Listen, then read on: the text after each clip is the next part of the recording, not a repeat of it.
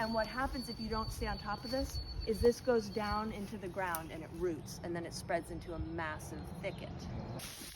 So, because this is so overgrown, we're cutting right above the new growth, right there like that, okay?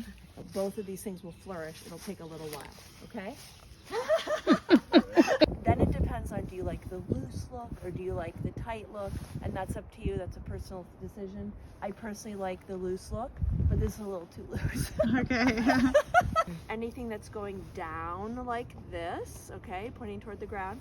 Anything that's going out horizontal, if you don't want the shrub to go out horizontal, then cut that. Same thing, if you don't want anything to get too tall, then take off the branches that are going, straight up. Okay? So it's the principle of like, you get to control.